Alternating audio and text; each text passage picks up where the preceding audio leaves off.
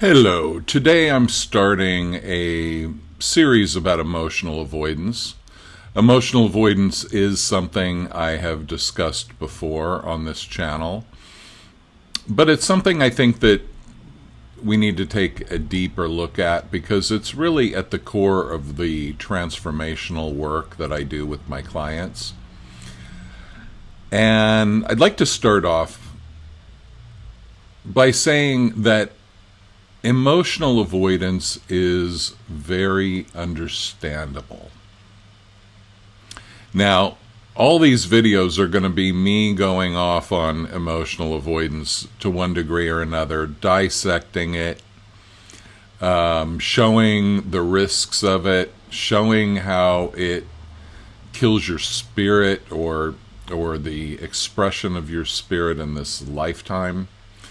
But let's start in a grounded way with at least understanding why emotional avoidance is there and why it's an understandable reaction for people to have. And it's something we all have. It's built in.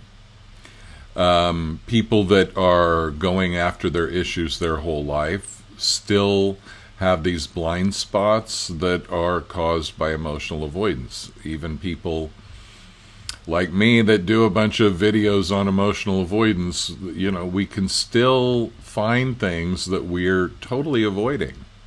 And in very sophisticated ways where we fool ourselves. So why is emotional avoidance understandable?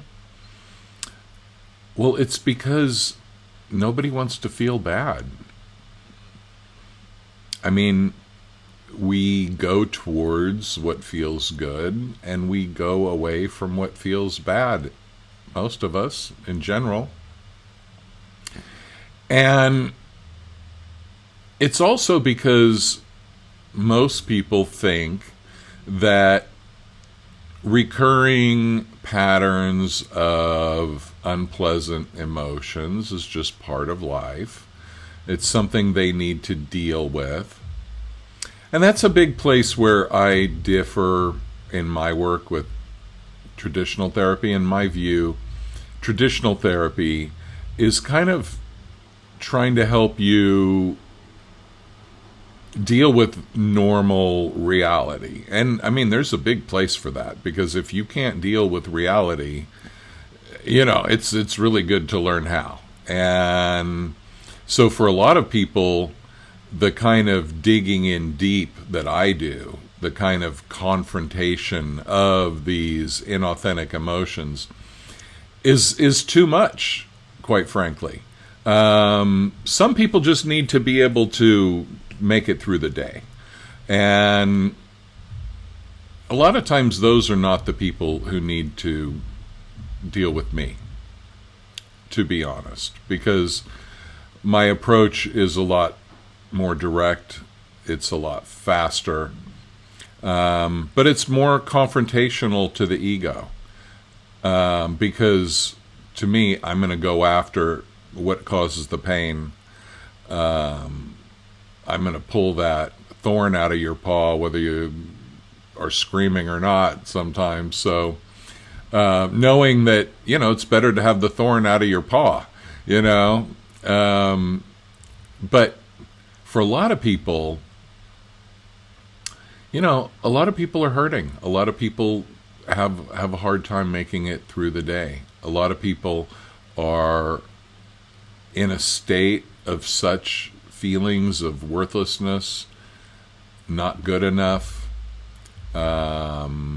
jealous of other people, despondent about their lives, and they think, why would I go into those feelings more? All I need to do is run away from them and hope they don't catch up to me and figure out strategies to avoid feeling bad. And again, very understandable, because if you don't think there is another option, if you don't think there is any kind of healing that would work, then it's natural that you would avoid the negative and try to accentuate the positive. So even though all the rest of my videos are going to be arguing against emotional avoidance, we have to start with the fact that there is a very logical, normal reason for people to avoid feeling bad. I mean, the work I do is to help people feel better, but by going deep into the emotions, by processing the emotions so that they are defanged, that they are a shadow of their former self. But most people haven't done any kind of process where they dramatically changed their emotional reactive matrix, right? They haven't done that, and they don't necessarily think that it can be done. And so for them, I understand. Emotional avoidance is a very smart strategy, and it's very understandable. Now, in the rest of these videos, I'm going to talk about the other side of it. But let's be grounded in this. People avoid emotions for a reason. You avoid emotions for a reason, and so do I. We all do. And part of the thing that gets us to seek healing is the same motivation that other people seek to suppress emotions. Some people realize there is a possibility of processing emotions, digesting emotions. But most people don't really know that. And they think of it as a temporary fix at best. And, people think, well, this is my personality, this is my character, I've always had these insecurities. Everybody's insecure, everybody's afraid, everybody's nervous, everybody's whatever. And so it's just a normal part of life. I'm a little bit more of a utopian type thinker. So some might see that as very unrealistic. That's fine. They're welcome to their opinion. But to me, these things can be dealt with. All emotions are either authentic, in which case they're either like warnings, or they are positive feelings, or they are inauthentic, which means more like they're based on trauma, and they are leftovers that have never been fully processed. So it's normal for somebody who doesn't think they can process their emotions to avoid those emotions with whatever strategy they can find. So please subscribe to this emotional avoidance playlist. Can you subscribe or watch it, whatever. And check out the other videos I'm going to do on it. And there are videos I've done in the past as well you can look for on my channel.